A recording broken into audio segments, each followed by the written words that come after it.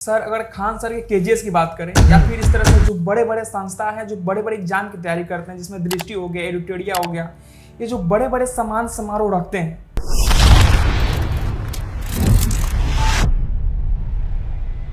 ये क्या अपनी मार्केटिंग करने के लिए रखते हैं? जो मार्केटिंग होता है, इस बार टारगेट रखा गया है 500 करोड़ रुपया का बीपीएससी से या यूपी, और बिना बैकग्राउंड वेरीफाई किए ये घोषणा कर देना कि मेरे कोचिंग से इस बच्चे का सिलेक्शन हुआ है और उस पर काफी सारी रीलें बन जाती है। तो बड़े संस्थान है उसमें क्या होता है कि जो एडमिशन तो भर भर के होते हैं वो दिखाते भी हैं सफल छात्रों को, और सफल छात्रों की क्यों नहीं दिखाते हैं? क्या इन जो बड़े बड़े कोचिंग संस्थान वाले जो टीचर हैं या फिर जो बड़े संस्थान हैं उनको टीचर के नाम से बोला जाए या कोचिंग माफिया के नाम से बोला जाए? सर कोचिंग माफिया बोलिए। और सर के केजीएस की बात करें या फिर इस तरह से जो बड़े बड़े संस्था है जो बड़े बड़े एग्जाम की तैयारी करते हैं जिसमें दृष्टि हो गया, एडिटोरिया हो गया, ये जो बड़े बड़े सम्मान समारोह रखते हैं, ये क्या अपनी मार्केटिंग करने के लिए रखते हैं या बच्चों का मनोबल बढ़ाने के लिए रखते हैं? देखिए, नैतिक आधार पे इसको बोला जाए कि हम बच्चों को सपने दिखा रहे हैं, कि प्रेरित कर रहे हैं कि आगे की तैयारी करें, ये ऊपर से दिखाने के लिए होता है। लेकिन एक्चुअल जो बिजनेस के लिए जो कोर जो आपका पॉइंट जो आप बोल रहे हैं इसमें, ये मार्केटिंग होता है। मतलब घूम फिर के फाइनली मार्केटिंग पे ही आता है, क्योंकि उसका रील्स कटता है, फिर चैनल पे आपका प्रोपेगेट होता है, पीआर टीम काम करती है, और फिर पता चलता है कि इस बार टारगेट रखा गया है 500 करोड़ रुपया का बीपीएससी से या यूपीएससी से, इस तरीके से। यानी कहने का सिंपल सा मतलब है कि वो दिखाने का कुछ और खाने का कुछ। बिल्कुल। यानी अगर आप समझना चाहते हैं चीज़ को तो समझ सकते हैं बिल्कुल आसान भाषा में कि जो भी ये लोग करते हैं या फिर जैसा सम्मान समारोह आयोजित करते हैं और टोटली मार्केटिंग के लिए होता है, और जितना बड़ा सम्मान समारोह जितने लोग ज़्यादा आएंगे उतना ज़्यादा कोर्स बेचते हैं। हाँ, बस। तो इन्होंने कभी भी अपना, जैसे ये बोलेंगे सब लोग की प्राइवेसी की बात है, ये हमेशा बोलेंगे कि मैं शिक्षा को फ्री करना चाहता हूँ, शिक्षा को घर घर तक पहुँचाना चाहता हूँ। तो ये एक स्ट्रैटेजी होती है, बिजनेस स्ट्रैटेजी। वो ये कभी नहीं बताते हैं कि मैं इस बैच से 500 करोड़ कमाया था। अगर मेरे भाई, अगर आप सेवा करना चाहते हैं तो देखिएगा कि जैसे सेवा भाव से अगर कोई दान करता है तो एक बताता गांव से कि गांव से 2000 रुपये कलेक्ट हुआ, चंदा, इसमें पूजा होगा, वो जब सेवा भाव होता है। ये ऐसा कौन सा सेवा आ गया इस देश में कि 500 करोड़ रुपया आप सेवा के नाम पर ले लो, उसका हिसाब किताब पता नहीं किसी को? ये सेवा थोड़ी है। ये इसको बोलते हैं ब्लडी चिप मार्केटिंग। एजुकेशन में जो नहीं चाहते थे बाबा साहब अम्बेडकर, वो ये चीज आज लोग घृणित कर रहा है, और पढ़ाएगा भी पाठ अम्बेडकर साहब का है। अच्छा, इसी सम्मान समारोह में आने वाले जो स्टूडेंट हैं या बुलाते हैं लोग, जिनको सम्मान देते हैं, सम्मानित करते हैं, उसी में से कुछ फर्जी निकल जाते हैं और बिना बैकग्राउंड वेरीफाई किए ये घोषणा कर देना कि मेरे कोचिंग से इस बच्चे का सिलेक्शन हुआ है, और उस पर काफी सारी रीलें बन जाती है, रील कट जाता है, काफी सारे कोर्सेज बेचे जाते हैं। देखिए, निगेटिव मार्केटिंग कंसेप्ट ही यही बताता है कि मार्केटिंग तो 2 प्रकार के होता है, पॉजिटिव, निगेटिव। अगर आपका पॉजिटिव से काम नहीं चल रहा है तो निगेटिव कीजिए। आपका फाइनली मार्केटिंग करना, क्योंकि ओवरऑल टारगेट क्या है? 500 करोड़, 300 करोड़, 200 करोड़। उस टारगेट पे पहुंचने के लिए पॉजिटिव मार्केटिंग अगर काम नहीं हुआ तो निगेटिव के थ्रू हो जाएगा, क्योंकि इंसान की क्यूरियोसिटी होती है। जैसे बहुत सारे लोग जो हैं वो जानते हैं, अच्छा भाई कहाँ से निकला था फर्जी दरोगा या फर्जी बीपीएससी ऑफिसर कहाँ से निकला था, तो तब तक तो उनका नाम जाने ना, उसके बीच में 2 जो ओरिजिनल वाला जो हुआ उसका भी नाम जाने। अच्छा, 2 ओरिजिनल हुआ था ना, एक फर्जी था। इस तरीके से पोर्ट्रे किया जाता पूरा। एक ये जैसे बोल सकते हैं कि एक कंसेप्ट है ना। एक बात बताते हैं, अगर आप हिस्ट्री में जाएंगे ना तो हिटलर भी जो था ना, हिटलर कहता था कि कोई भी झूठ को कह रहे 21 बार बोलोगे ना तो उसको सत्य मानने लगेगा। तो ये भी चीज़ है कि आप देखेंगे पीआर टीम का क्या काम होता है। पीआर टीम का बेसिकली पीआर टीम क्या होता है कि एक बच्चा को बोल दिया गया, 2 बच्चा को, कि भैया ऐसा है कि तुम लोग यूट्यूब का 50 अकाउंट बना दो, आपको 30 हज़ार का महीना दिया जाएगा, और वो फेक सब्सक्राइबर बन के सबके वीडियो पर कमेंट करेगा, वाह वाह फलना सर आपने तो उड़ा दिया, हवा में उड़ा दिया, ये कर दिया, वो कर, ऐसी बात लिखता है भाई साहब। लगता है कि रॉकेट जो है चंद्रमा पे पहुंचा दिया इन लोग, इंस्टीट्यूट वाला ऐसा अचीवमेंट दिखाता है। अच्छा सर, जिससे अपने जितने बड़े बड़े संस्थान हैं, आप मैं नाम नहीं लेना चाहूंगा, लेकिन जो बड़े बड़े संस्थान, नाम लीजिए ना, क्या दिक्कत है? कोई दिक्कत नहीं, लेकिन जो बड़े संस्थान है उसमें क्या होता है कि जो एडमिशन तो भर भर के होते हैं, वो दिखाते भी हैं सफल छात्रों को, और सफल छात्रों की क्यों नहीं दिखाते हैं?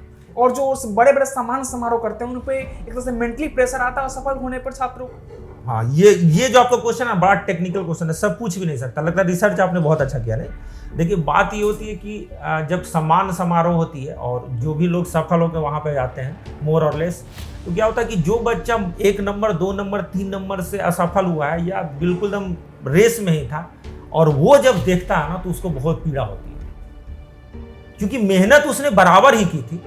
और मेहनत अगर बराबर किए हुए, तो हमारे यहाँ ऐसा भी सिस्टम नहीं है कि भैया अगर आपको SDM पोस्ट मिल गया या रेवेन्यू ऑफिसर मिल गया तो नीचे वाला तो उतना तो नालायक नहीं है, उसको तो कम से कम टीचर भी बना दिया जाए डायरेक्टली। ऐसी भी व्यवस्था हमारे देश में नहीं है। इसको बहुत पीड़ा होती है और बहुत लोग होपलेस हो जाता है, बहुत लोग तो सुसाइड भी कर लेता है। बहुत सारे न्यूज नहीं आते हैं, लेकिन जो दर्द होता है, जो पीड़ा होता है, उस पीड़ा को अगर आप समझिएगा ना, भयावह पीड़ा होता है।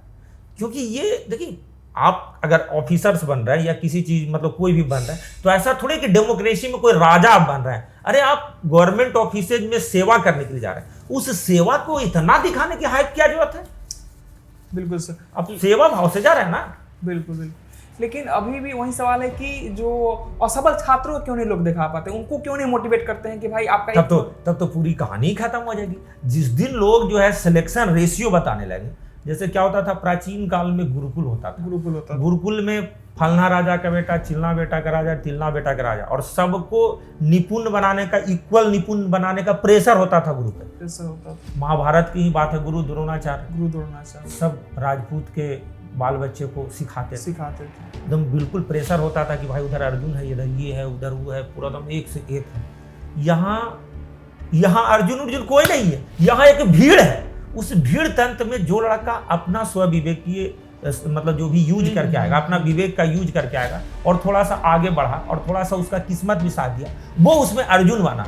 और उसके थ्रू लोगों को हतोत्साहित किया जाता है, मार्केटिंग करके पैसा खींचा जाता है बल्क में। इन लोगों के पास जितना पैसा है ना, अब तो बहुत लोग बोलते हैं कि नेता ने इतना घोटाला कर लिया, उतना घोटाला कर लिया, उन लोग पे तो बहुत ज्यादा प्रेशर आता है। इन्होंने तो जनता का वो सपना बेच के वो जो चूषण किया है ना, इसको अगर भगवान भी अगर सोचेंगे ना कि शिक्षा के नाम पे इस तरीके से व्यवसाय कर रहा है, तो ये वैश्यावृत्ति से भी बहुत खराब चीज है। हम ये नहीं कहते कि व्यवसाय नहीं कीजिए, लेकिन व्यवसाय करने के लिए एक इथिक्स होता है, एक मोरल वैल्यू होता है कि देखिए भाई साहब, हम आपको सब्जेक्ट पढ़ाएंगे, I am teacher of geography, I am teacher of maths, मैं इसमें ट्राई करूंगा कि आपको बेहतर से बेहतर कंटेंट दे सकूं। मैं ये बोल दूं कि मैं सिलेक्शन करवा दूंगा तो मैं सेटर हूं, इसका मतलब?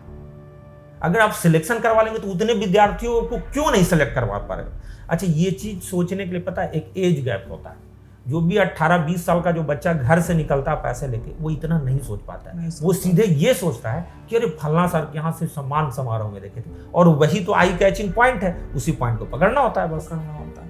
अच्छा, इन जो बड़े बड़े कोचिंग संस्थान वाले जो टीचर हैं या फिर जो बड़े संस्थान हैं, उनको टीचर के नाम से बोला जाए या कोचिंग माफिया के नाम से बोला जाए सर?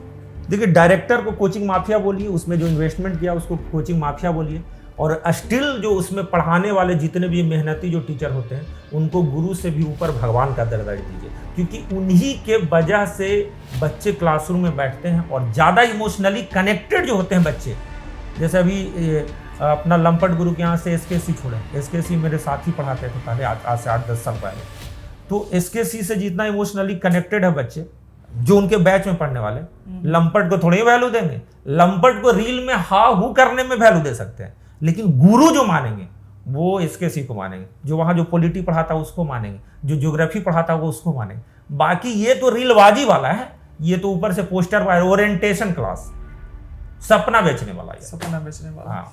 अच्छा, इसमें एक और सवाल आता है कि जो जैसे BPSC हो गया या फिर हम कहें बड़े जैसे नीट वगैरह की एग्जाम हो गया, ये जो संस्था चलाते हैं, इनके जो डायरेक्टर हैं, इनके जो बड़े टीचर वगैरह हैं, वह कोर्स बेचने के बाद ऐसा दिखाना चाहते हैं पब्लिक में कि हमारे यहाँ से इतना रिजल्ट हुआ, और उस रिजल्ट को दिखाने के लिए वो ऐसा मार्केट में खबर आता है कि भाई उसने इतना करोड़ रुपया देकर यहाँ से पेपर खरीद लिया। देखिए, अभी उतना चल हम क्वेश्चन समझ गए। अभी हाल फिलहाल की कल की बात बता रहा हूँ। कल शाम में बड़े बड़े होटल में पटना की बात बता रहा हूँ, लोगों को बुलाकर लोभ दिया जा रहा था। उसमें मेरे 2-4 दोस्त भी थे। अच्छा। कि मैं आपके लिए पैकेज ट्रिप का व्यवस्था कर रहा हूँ, इधर कर रहा हूँ, उधर कर रहा हूँ। देखिए, अगर मैं अभी पॉडकास्ट आपको दे रहा हूँ तो सिर्फ एक टीचर्स मैं नहीं हूँ, बहुत सारे बच्चों से मैं कनेक्टेड हूँ। और जो मेरी बैकग्राउंड है, ऐसा नहीं है कि मैं गोरखपुर के देवरिया से चल के पटना आया हूँ, ऐसा नहीं है। मेरी जन्मभूमि इस जगह में और कर्मभूमि 3 स्टेट में है, यूपी, बिहार, झारखंड। और इतने लोगों से हम कनेक्ट हैं, इतने विद्यार्थियों से कनेक्ट है ना, कि जो जैसे न्यूज में नहीं बोलता कि सूत्र के द्वारा खबर, एक एक पटना में क्या क्या हो रहा है, कौन टीचर क्या बोल रहा है, क्या कौन स्टूडेंट क्या बोलता है, एक एक चीज का हमें फीडबैक रहता है। तो भाई साहब वहां सपना बेच रहा है। आपको बताते हैं कि इतना तक कोचिंग इंडस्ट्री गिर गया है कि होटल में यहां तक रेडी रहता है कि कोई नहीं मान रहा है तो सुंदर एक लड़की को लाके, जो अब हनी ट्रैप की बात करते हैं ना, हनी ट्रैप पॉलिटिक्स में होता था, इंटरनेशनल अफेयर्स में होता था कि रसिया में कोई गया, वहां का राजदूत या कुछ तो हनी ट्रैप में शामिल, ऐसा सुने होंगे। हनी ट्रैप जो एजुकेशन में चल रहा है आजकल, आपको विश्वास नहीं होगा, इस लेवल तक गिर गया है। लेकिन क्या है कि 18-20 साल के बच्चों को ये सब बात बोलोगे ना तो बोलेगा कि अपना फेमस होना चाहता है, इसको क्या पता है। वो रील से देख के वो इतना पागल हो गया ससुरा कि वही रामधारी से दिनकर वाली बात कि जब नाश मनुष्य पर छाता है पहले विवेक मर जाता है। अभी बहुत लोग का विवेक मरा हुआ है, 4-5 साल बाद वही प्रणाम करेगा, गुरुजी सही आप बोल रहे थे। 2-3 साल पहले जिसको हम बात बोले थे वो आके पैर छूता है, गुरुजी ज्ञानी अब कहाँ से इतना आप जानते थे इन बातों को। जो चीज हमने 3 साल पहले बोला था अभी आके वो बच्चा पैर छूता है। तो चीजें हैं, समाज एक बदलाव के दौर से गुजर रहा है। नया नया आपको इंटरनेट का एजुकेशन आया है, एक तरीके से देखा जाए तो कोविड के बाद ही है, पोस्ट कोविड की बात ही है। तो समाज इस ट्रैप में आ रहा है ना कि भाई साहब PR team, CR team, DR team, अब हनी ट्रैप, गजब हो गया। एक मेरा दोस्त वहां से भागा, बोला कि मेरे पापा को अगर पता चल जाएगा ना ये बात, उसके पापा बहुत बड़े अधिकारी हैं बीपीएससी में, बोले कि मेरे पापा को अगर ये बात पता चल जाता ना तो जीभ कबाड़ लेंगे। भागा तुरंत, दौड़े दौड़े फोन किया, यादव भाई, तो बोले हाँ, बोले निकलो इस सब चक्कर से। हाँ चलिए अगला क्वेश्चन क्या आप। आज बताइए सर, एक सामान्य घर से आने वाला एक गरीब परिवार का बच्चा जो कि इन बड़े बड़े समारोहों को देखता है, इन बड़े बड़े जो रील काटे जाते हैं, रील सोशल मीडिया पर डाले जाते हैं, वो देखता है, और देख कर जो बच्चे आते हैं एक उम्मीद। देखिए एक बात बताते हैं आपको सीधा सीधा बात बताते हैं। देखिए हमारा बिहार जो है थोड़ा दुर्भाग्यपूर्ण राज्य है। इसका देखिए इसको जोड़ना होगा, थोड़ा सा ऐसे ही हल्ला करने से कोई चीज़ नहीं होता, इसको जोड़ना होगा प्राइमरी एजुकेशन से। देखिए आज़ादी के बाद जो हमारा एजुकेशन का जो इंफ्रास्ट्रक्चर होना था चाहिए था, मतलब स्कूल जो ग्रामीण लेवल पे, फिर उसके बाद कॉलेज, यूनिवर्सिटी, एक कल्चर जो होना चाहिए था जहाँ से एक्चुअल एजुकेशन मिलता है, वो एजुकेशन नहीं मिल पाए बच्चों को। तो लगने लगा कि जो व्हाट्सएप पे जो चीज़ें आती है, जो रील में जो चीज़ें आती है, यही मेन एजुकेशन है। अगर वो सही से स्कूलिंग सिस्टम में अगर मुगल साम्राज्य के बारे में आपका मॉडर्न हिस्ट्री और जो भी अंग्रेज वाला है, या बोल सकते हैं प्री इंडिपेंडेंस, पोस्ट इंडिपेंडेंस, जो सारी चीज़ों को पढ़ा हुआ रहा था, तो उसके लिए ये बहुत बड़ी बात नहीं रहती। अभी अगर कोई एक टीचर अगर लूसेंट देख के ऐसे बोलता तो लगता है अरे यही तो भगवान है, यही तो नेपोलियन है, यही तो हिस्ट्री लिखा है, यही तो सारा चीज़ जानता है। और उसको पता नहीं है कि ससुरा स्क्रीन में लगाए हुए एक तरफ मास्टर और वही चीज़ को पढ़ पढ़ के बोर्ड पर से बोल रहा है, उसको ये पता नहीं। लेकिन ऑफलाइन क्लासेज में आपको मैं बताता हूँ कि एक्चुअल में रियल पता चलता है मास्टर क्या है नहीं, क्योंकि जो भी बोलेगा मुंह से बोलेगा, अपने मन से बोलेगा, मेहनत से बोलेगा। लेकिन टीवी वाले मास्टर में उसको लगता है कि नहीं रील और रियल को सेम समझने लगा लोग। दिक्कत ये है, हम लोग दुर्भाग्यपूर्ण है ना। साउथ इंडिया में आपको क्या लगता है, साउथ इंडिया में इतना पढ़े लिखे हुए कोई इतना ये कोई ट्यूशन चलाने वाला, कोई ट्यूशन पढ़ाने वाला कि इतना बड़ा सेलिब्रिटी बना देगा? कभी यहाँ के लोग सोचा है, कभी सुने हो? क्या लगता है कि वहाँ नहीं पढ़ाने वाला कोई होगा ट्यूशन? अरे अपने लैंग्वेज में तो होगा ना। तो आपने कभी ऐसे सेलिब्रिटी का नाम सुना है? कभी यूपी में ऐसे सेलिब्रिटी का नाम सुना है? ये बात यूपी तो खैर हम लोग बराबर का है। लेकिन आपने जो बोला है बहुत ही एक तरह से फैक्टफुल बात है कि अगर साउथ इंडियन में इसे बड़े कोचिंग संस्थान के बारे में कोई नहीं जानता है, नॉर्थ इंडियन के हाँ, नहीं कोई नहीं जानता। लेकिन पता आपको इधर, लेकिन आपको एक चीज और बताते हैं, जितना इसरो में साइंटिस्ट है ना, आपको डीआरडीओ में या जो बड़े बड़े संस्थान है इंडिया के, उसमें जो सबसे ज्यादा साइंस एंड टेक्नोलॉजी जो भी है, सब में वहाँ इंजीनियर जो मैक्सिमम इंजीनियर वहाँ थे। इसरो के जो चीफ थे इस बार कौन थे, डीआरडीओ के कौन थे, ये सब साउथ इंडिया।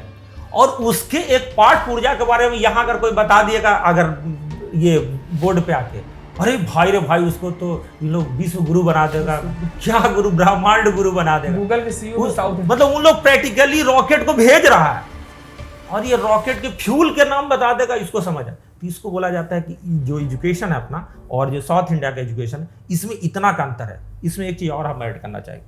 देखिए क्या है ना कि हमारे यहाँ जो अगर आप मतलब प्राचीन काल से ही देखेगा तो कुछ कुछ खामियां रही है।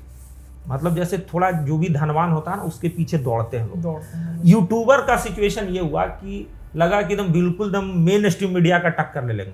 अगर आज से 5-7 साल पहले कितना भी खराब घटिया टीचर रहा होगा पटना में, अगर उसको 5 गो यूट्यूबर का साथ मिल गया होगा उसके बारे में बोलने के लिए, जिसको पेड यूट्यूबर बोलते हैं, पेड, कि आइए ना आप 2000 में आपका वीडियो बना देते हैं, 3000 दीजिए ना आपका सम्मान समारोह कवर करेंगे, 5000 दीजिए ना, जिसकी जैसी हैसियत। तो वो अच्छा खासा पटना से कमा के और निकल गया, या ज्यादा उसकी मतलब कैपेबिलिटी थी तो आज बना हुआ, वही विश्व गुरु है और जो भी है ना, मतलब एजुकेशन का राखी सावंत है।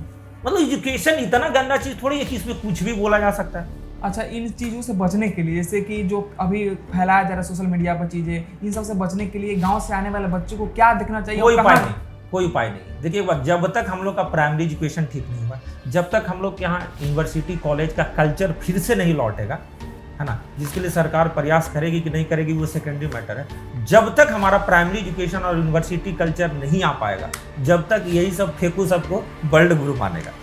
देखिए क्या होता है एजुकेशन में या किसी भी सभ्यता को विकास करने के लिए, कि आपका आइडियल कौन है। आइडियल कौन है? इन लोगों ने आइडियल ही फ्रॉड को, लुच्चा लफंगा को बना लिया।